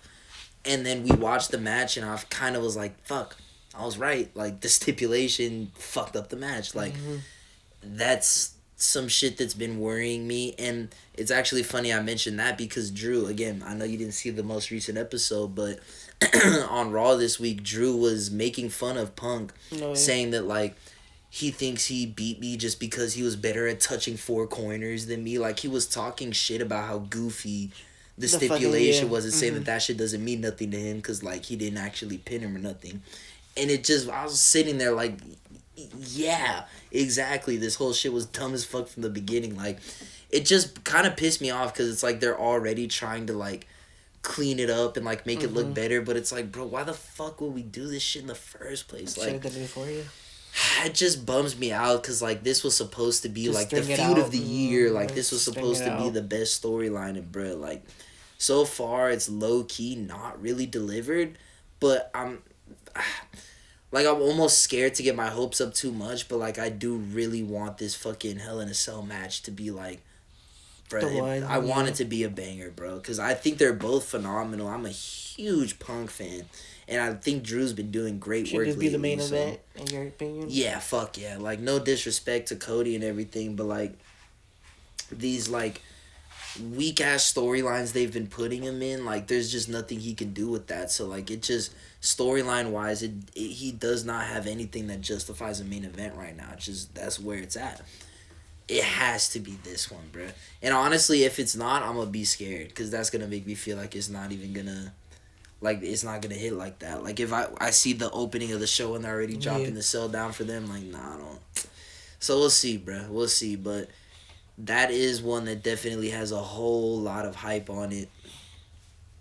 Honestly, all three of these matches that are confirmed so far have, like, kind of a lot of weight on, like, keeping the stories interesting, just keeping the product interesting. Obviously, with Punk and Drew, this is probably the end of the feud, I would assume. At least, like, one-on-one, just the two of them. Like, yeah. At some point, I feel like it just makes so much sense for Seth to get involved once he's healthy and able to come back into the picture. And then you got to rope in Gunther, because they should all be going for that World Heavyweight Championship that they're all kind of obsessed Punk with. Was saying before all this shit happened. That's what I'm saying. Like, they're all, like, we might get some Seth interference finally or whatever. I think they all see that as the... Not in this match. Not in this match, but, like, at some point he gets involved in the feud like somehow. After, yeah, definitely. So that's... I hope that this match just gets to be a standalone, excellent banger for both of them, and we just walk out of it thinking, holy fuck, we got the match that this feud needed. And then it expands from, like, just the two of them and this kind of personal beef that they've been in, and it can kind of blossom out into a broader World Heavyweight Championship picture feud that, if they play their cards right, could end in, like, the craziest fatal four-way in Mania ever, if they play their cards right. But we'll see, man. I think that could be interesting. There was another thing. I feel bad spoiling so much shit. It was a really good episode of Raw. I feel so bad, but fucking, there was one thing when Drew was cutting his promo, kind of talking shit about Punk and announcing this whole match and everything, just kind of cutting a promo for it, where he turned his attention to Wade Barrett on commentary. Did he call him a bitch? No, he kind of just questioned, like, why he held him back, and like, shit like that, like, said, like, bro, like, you've seen all the shit he's put me through, why were you doing this to me?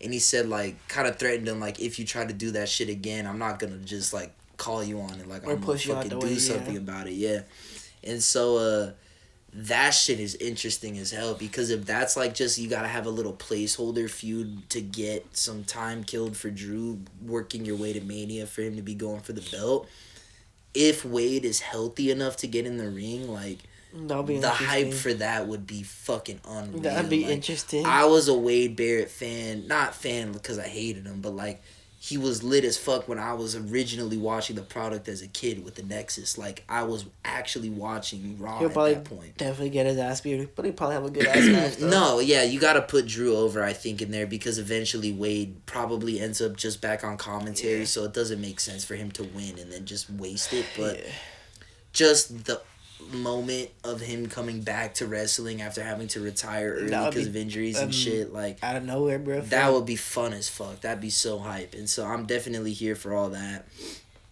if we're able to get that. Obviously, like, the top priority, like, we gotta just hope this fool is healthy first of all, but that definitely could be cool. That little storyline they're kind of teasing is interesting as hell to me. But I mean, we could kind of take a look at some of the other potential matches that are being talked about. I don't really know. So I'm on a CBS article right now. They're saying that they think Nia Jax versus Bayley is gonna end up on the show. I don't think so. I think that she came back or whatever. I doubt it. I mean, maybe something on, like, the SmackDown the night before. They do that type of shit sometimes. Might get a cash in. Who knows? They're just and potentially, yes, we are getting, I think, closer and closer to that. I just think that the way that they've been booking the PLEs is so formulaic, in the sense that they're, like, only doing 5 matches per show.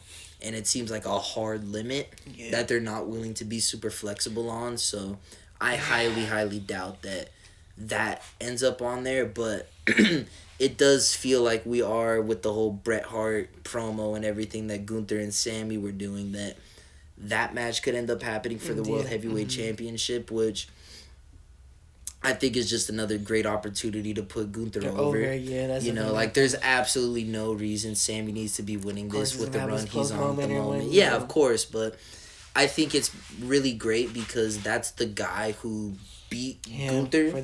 That's the only guy who's beat Gunther for any one of us, like our recent memory of Gunther. So that would be a big moment for him to kind of get that monkey off his back in a way and be like, no one can beat me, even the fool who did. Like, I fucked him up already, so it's cool. Like, I do think that's a great feud for him. I think Sammy obviously cuts great promos and is a great in-ring worker, and him putting over Gunther I think is going to be great, and hopefully will perfectly line up timing-wise with Jey Uso also finishing up losing to Braun Breaker for the IC title, and then they can all go back to the bloodline and do like a yeet thing, and it'll be great. But nah, bro, like I'm excited for that one. I think that'll be good.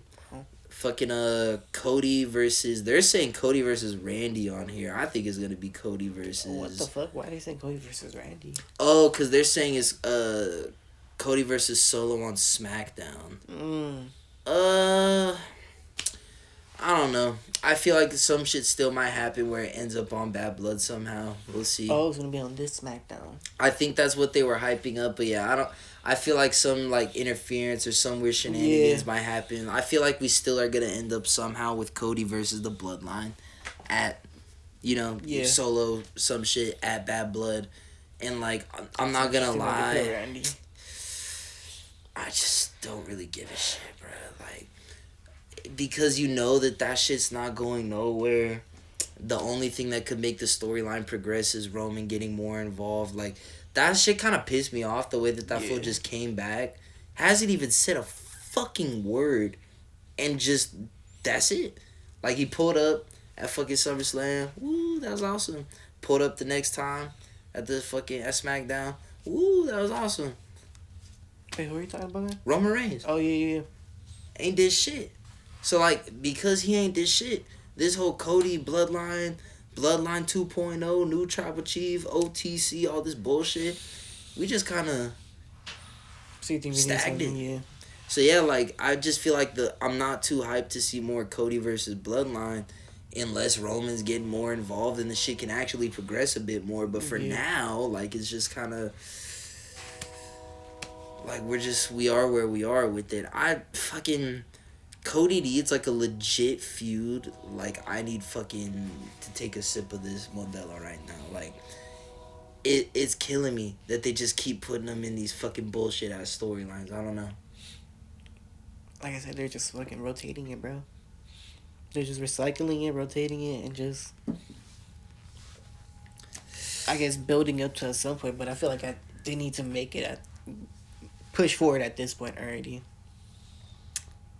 They need to give him a real heel that feels like legit in some way, shape, or form. Come at him personally. And even though we know that they're probably not gonna win, make the feud feel real. Make the feud feel actually like, make some actual hype for the match, bro. Like, I respect you. That whole shit ain't working for me no more, bro. It's just not. Hey, I'm still my friend after this, right? Like, bro, it's just pissing me off, bro. Like, I can't keep watching this fool wrestle his homies. Hey, dude, I love you. Come on. I'm sorry, but nah. Like, if you got the belt and I want that shit, fuck all that homie shit. I'm gonna start calling you a bitch. Why Kevin Owens didn't call Cody Rhodes a bitch is beyond me. Absolutely crazy to me. But, So if around here, when he calls Cody a bitch, that'd be hype. That'd be lit as fuck. I'd be really happy if Randy actually kind of leaned into his heel tendencies that he's had over time and made it a bit more of a proper feud. But for now, bruh, I don't know, man. I'm a bit unhappy with the state of Cody Rhodes' title reign at the moment. They just gotta give him an actual storyline to work with, man. Yeah, man. This shit is rough. They're just holding him like, off. Look at the shit they're giving Gunther. And look at the shit they're giving Cody.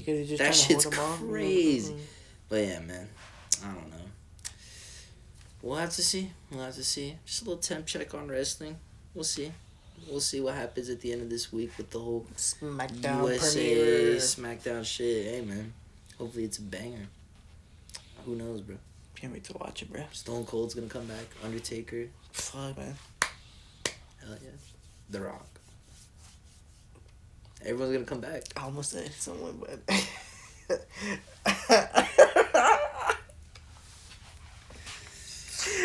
I held back so bad, bro. That shit was literally... They weren't a wrestler, huh? Huh? They weren't a wrestler, huh? No, they wasn't wrestling, bro. Oh, okay. I thought you were gonna say something else. Oh gosh, what were you gonna say? What were you? Yeah, nah, say that shit. Say that shit with your chest. CB, bro. Chris Brown. Nah. You know who, bro. You know who, bro. You know who, She bro. want that lovey-dovey. She Kiss, did. kiss. He wasn't about that lovey-dovey. I mean, I guess he was at some point, but... Chris Brown. You know. I'm gonna say that he's a wrestler, but he came out like a long time ago. The closet? Oh. Oh, no, wrestling, bro. Oh, he came you out just- raw, bro. You know, bro. The way I don't know, bro. You crazy, bro. The way You're twisting shit, bro. Not me. the way you said it, I don't know. It's fine. That would have been great. Crazy as fuck, bro. This was Chris Brown, but you know who exactly I'm fucking talking about. Definitely Chris, bro. CB. Definitely Chris, bro. Jesus. It's been on Brown, bro. Oh my gosh, we need to stop this shit. Ugh. You can fucking.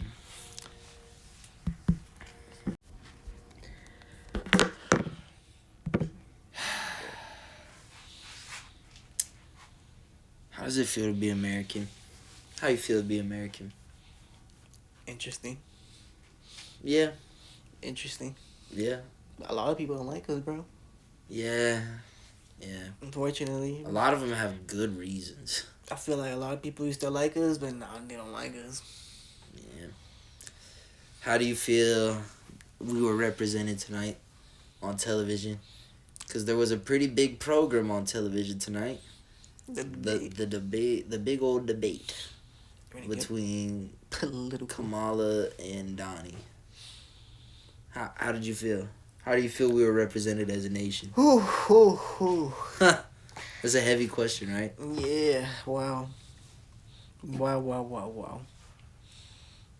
Wow. A lot of interesting shit from both sides, not gonna lie. Yeah. But from one side, particularly, bro. Mm-hmm. What was some of the standout moments for you? Bro, fuck. To keep it to one question, how do you feel like it represented us? Yeah. I don't know, man. Interesting. I feel like it was better, a lot better than the last one. I agree with that. I'll give it that. A lot better than the last time. I feel like I definitely liked, to just keep it straightforward, Harris's chances definitely after this debate. I do think that She seemed she more helped composed. herself. She seemed more definitely as you can probably call it, more as a presidential candidate than fucking Trump was, and how he was acting and how he was straight up lying, bro. I'm not gonna lie. I'm gonna say, if you want to go straight into the topics, bro. I mean, yeah. I mean, it's one of those things. It's not even controversial anymore because they're telling him as he's saying shit hey, he says the same things though. He's like, oh, he's my friend. This is my friend. I know him. Yeah, man. If I was president, this would have not happened. It's all the same shit, bro. Yeah, man. Nah, I mean, I don't think it was a great performance from Trump. Obviously, I'm not a big fan of his personally, so I'm going into it with my own personal bias. But even then, I was able to look at the previous debate with Biden and be like, oh yeah, he wiped the floor with Joe for sure, even though I'm not a fan of Trump. But here it definitely felt a lot more like you were saying, Kamala was a lot more assertive. a lot more sharp. Just very quick to kind of jump on a lot of the crazier points he was making, kind of calling out for that shit. Like, it was a strong performance from her, and I do think that overall, at this point, so late into the election cycle, like we're less than 2 months away from election day, I feel like most people probably have a pretty good idea of who they're voting for, if not entirely have their minds made up. But there is that small but significant group of voters that are like still undecided. And I think that for those people who saw tonight, I would just have to assume and have to guess that a lot of those people would have been swayed towards more Kamala, just off the strength of, like you're saying, like just the strength of the points she was making, the fact that she was able to stay more composed. Just, I think she showed a lot more maturity. She looked more professional. Shit.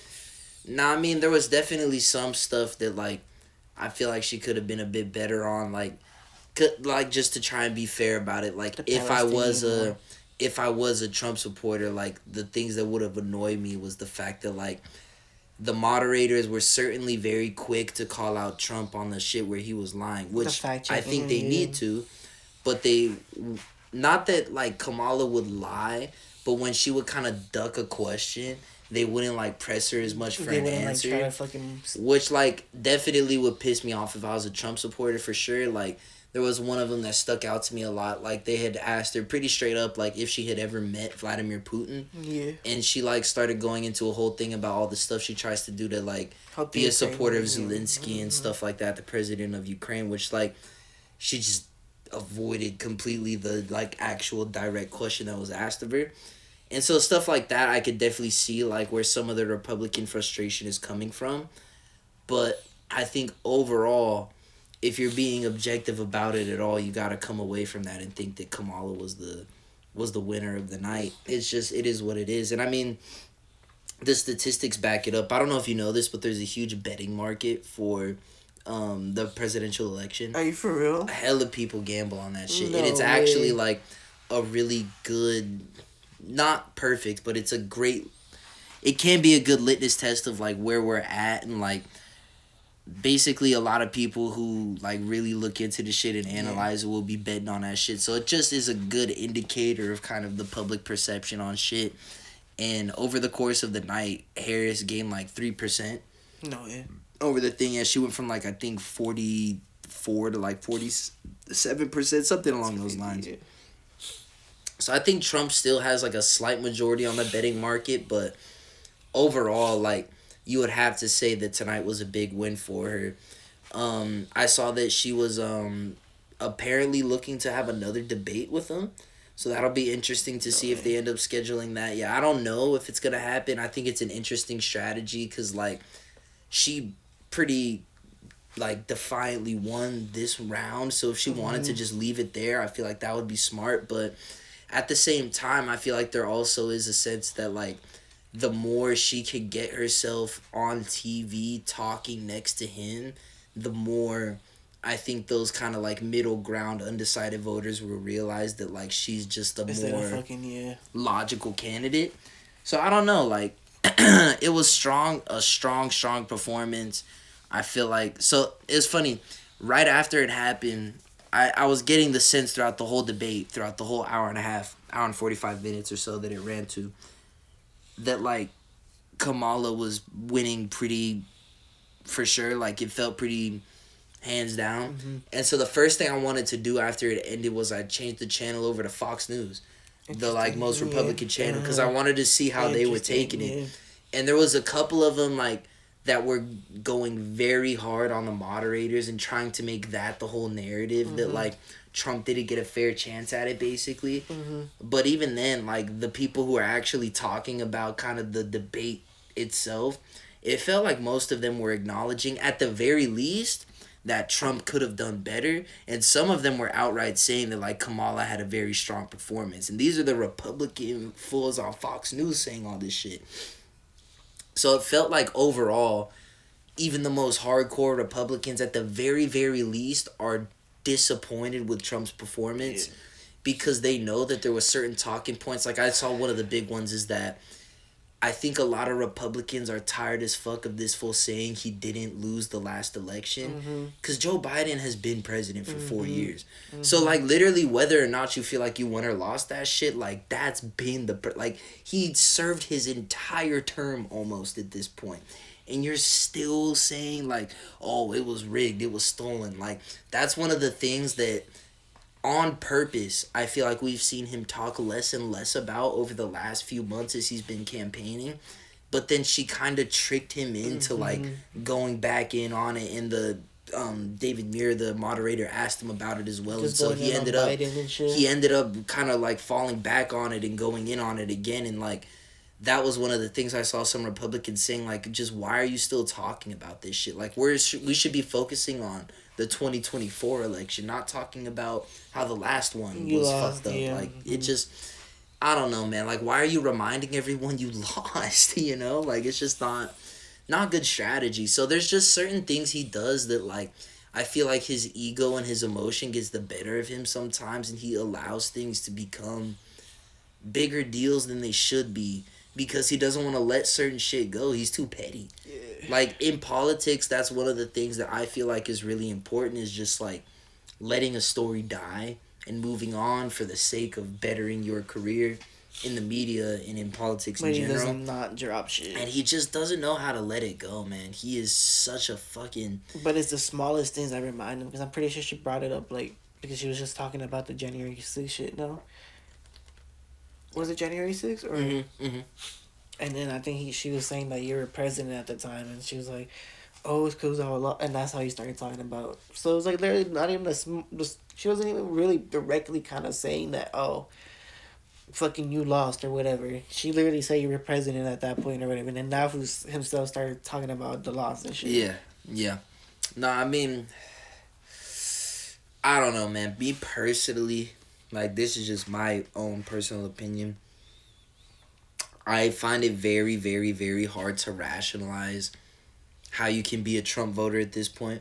And can I be honest? Yeah, that's crazy. Like, looking back at the original time when he won in 2016, that was the only election where, as much as I still was not a fan, there's some things that I got it. Because he was an unknown quantity, and a lot of people were just fucking sick and tired of the same old bullshit career politicians who are gonna keep doing the same shit. Trump, from the outside looking in, like, once you do some research, you realize he's not actually that good of a businessman. But if you just hear the name Donald Trump, you think, oh, he knows business, he's got money, you know, he doesn't take shit, you know, like, he seems like the type of guy that on paper, yeah, like, he might shake up the system a bit, and that could be good for politics overall. I could genuinely have understood that in 2016. We saw a Trump presidency. Nothing really got any better. Nothing changed. And if anything, we've seen him just slip more and more into this weird conspiracy theory land that he lives in now, where, like, he's just lost the fucking plot, dude. And so at this point now, I just don't understand a Trump voter anymore. Like, I don't know, man. Like, if you just really, truly believe that he's gonna make the economy that much better, I guess, you know, fair enough. We can agree to disagree. But, yeah, man, he just overall feels like this is not the same Donald Trump that was able to win a presidency in such... Truly, like, as much as I don't like the guy, it has to be acknowledged from a political standpoint. His initial win in 2016 was one of the most remarkable things that's ever happened in American politics. Fucking a dude with no political background, got a million different reasons to be canceled, is like just a generally unlikable human being. Becomes the leader. And becomes the president. Like, that's insane. That is something to be in some ways applauded. As, again, like, I don't like the fool, but you gotta say, like, fuck, like, you did that. That's crazy. You did that. This is just not the same Donald to me, though, bro. Like, it's not. I genuinely, like, as a Democratic voter, came away from the debate feeling quite a bit more confident, honestly. And not only that, but like a bit more confident in Kamala too, because my thing is like, I'm not just trying to be content with like, oh, as long as we win and Trump loses, it's all good. Like, I want whoever the Democrats put into office to actually be a good president. Because let's be real, the Biden presidency has been underwhelming in a lot of ways. Hasn't quite delivered on as many promises as we'd hoped. And I just feel like she looks to be a more... I keep coming back to like assertive, the word that keeps coming to my mind. Like, she just feels like she's just a good speaker, you know. She brings me more confidence generally. She'll be like a really good like worker type of president. I'm hoping so. It feels like she's really focused on understanding the fact that like, if you're a middle class or lower class American right now, your life has become exponentially harder since COVID. Like, just inflation and all these other shit. Like, if you're not a rich person, your life has become a lot tougher, and you're having to cut back in different ways, and just making ends meet has become too hard. Not even in that manner. I feel like she's gonna be like one of those presidents where she's like not gonna be like very doing like a lot of like fucking. Of course, she's gonna be in the media and shit, but she's gonna be more in the office getting shit done. But that's what I'm saying though, is that like, I feel like her whole campaign and a lot of what I've heard her said has been focused on the fact that like, the simple fact of just making it in America as just a regular average Joe, just working your job, making like hard one family, one income households and families and shit, not even being able to make it in America anymore. Like, it seems like she's very aware of the fact that that's a problem, and I'm hoping that that will be something that gets genuinely addressed if she's able to win. But I mean, it's I'll tell you what, man. It truly is a fucking coin flip right now. Like, it's so split. Like, from all the data I've looked at, from whatever I've seen at the moment, I've seen that shit too. It is dead ass so fucking split. And I'll tell you what, like, this is gonna be one of the most interesting election cycles. Yeah. And we've only got less than 2 months left. Like, we are getting into prime time election season. Because it's definitely not when it was Trump versus Hillary, because you kind of already knew Hillary's gonna fucking lose. As much as you want to deny it, but like... Hillary was the heavy favorite at that point in 2016. Are you talking about Biden? No, I'm talking about when... Back Trump, in the day? When Trump first got when he won? Nah, bro, Hillary was the favorite. Bro, I feel like... Didn't Trump won by like a lot? He won by a decent margin, but not crazy. It was... Bro, Hillary was like, all the political spectators, all the... Everyone... Because, bro, like I said, he was such an unknown quantity, like... People honestly thought she was gonna wipe the fucking floor with him, low key. Cause, bro, she's Bill Clinton's wife. Like, just having the name Clinton is worth like a lot of votes and shit. Like, she was supposed to be an easy win over Donald Trump. When that happened, bro, I'll never forget. We were in high school. I stayed up that night watching the fucking news in my room that night. Yeah, I remember. And dude, like, just after state was going his way, and I was stunned. And everyone on the news was stunned. Like, it was shocking, bro. It really was shocking. I feel like the one with Biden was a bit more 50-50, but even then, I think people kind of expected Biden to win because people were just over Trump. People wanted anything but Donald Trump to be president. And so Biden was kind of expected to win. This one is the first election in Trump's political career where I think it's like a serious fucking, like, if we simulated this shit 100 times, it's like 52-48 type of shit. Like, and it goes either way. Like, it's so close right now. And what that means is that this next 6 to 7, 8 weeks that we have left, so crucial. Like, any big mistakes either campaign makes can really make the difference. Like, not even them specifically, but people around them. Like, bruh, there's going to be a lot of pressure on all of these folks right now to fucking bring this shit home. Because who knows, man? Like I said, most people, I think a vast majority of Americans, especially because We've seen Trump be president. We know what that's like.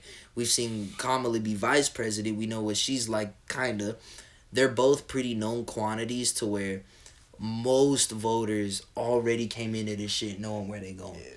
But that people in the middle, because it's so close, whatever happens in this next month to 2 months that can kind of swing them either way, that really could make the whole fucking difference. But I'm telling you, this shit's going to be fascinating. Mm-hmm. And not only the election itself, but the fallout afterwards. I mean, we saw what happened last time. Yeah, literally. Trump lost and caused a fucking riot at the Capitol. So, yeah, bro, I mean, it's a wild time to be an American. Yeah, man. I just felt like we had to touch on it a bit because that shit literally happened today. Like, obviously we don't talk about politics all the time, but this is like, we're in that time where if you're an American and you're an adult, this is truly the time to be paying attention to politics. I know that a vast majority of Americans really don't care too much.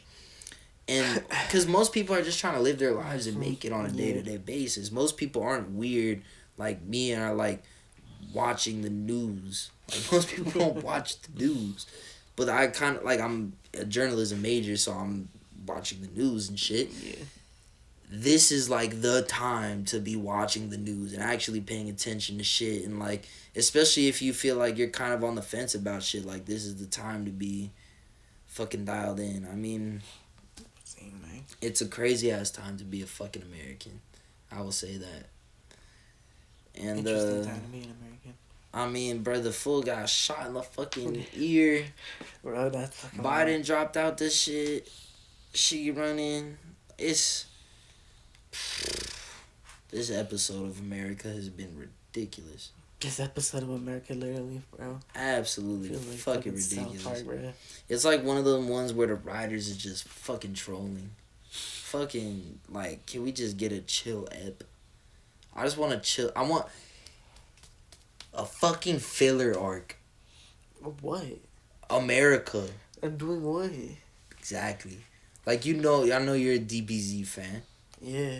So, sometimes Gohan and Piccolo and them just, like, cooling. Like, they probably just training, working on their Kamehamehas or whatever. Yeah, fuck, yeah. Like, plotting on, like, oh, fuck, yeah, which ball should we try to find next? Like, which that ball, one or that one? Yeah, that one, bro. Like, and then, sometimes it just ends up being, like, kind of a little run of, like, maybe 4 episodes or something, right? Where it's, like, nothing really changes. I know what you're saying, but what do you want? What would be filler arc in America, bruh? Just something fucking chill where we're not, like, potentially going to World War III and fucking pandemics and crazy inflations and fucking just craziness all the time. We had a break with the Olympics with the United States basketball team. Everybody was fucking going crazy, I guess. That's not what I'm talking about, bro. That's not... What do you want, bro? Like, Obama's second term. Like, his first term, because we was still really trying to find Osama. Shit was really crazy. But, like, Obama's second term was mostly chill. There was some little shit here and there he'll have to deal with. And, like, look, obviously his record on certain shit with the wars we were doing at the time isn't spotless. But overall, for most Americans' day-to-day life, all this other shit, turning on the news wasn't like a crazy event. It's not like, oh, what crazy wild thing is being said today. That's what I'm talking about. Like, Obama's second term was high-key, just like a filler arc. And that's what I'm talking about.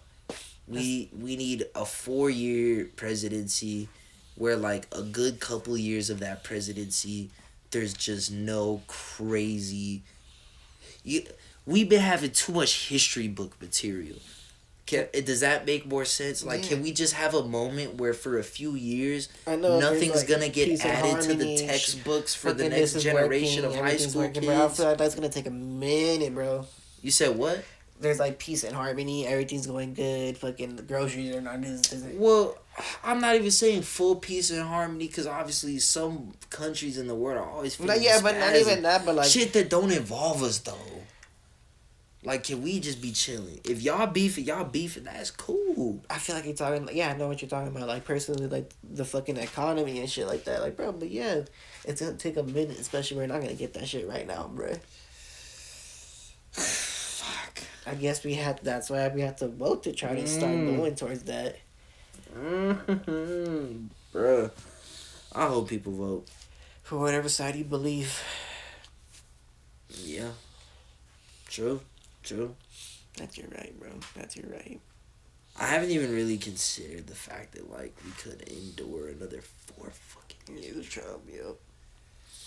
Ooh, boy. Well. Like he said, he's gonna kill him at the border, bro. He's gonna execute him, bro. If it's your second time. Ay. Another episode of the Eli and Luis Show. Yep. Crazy way, bro. What a fucking time.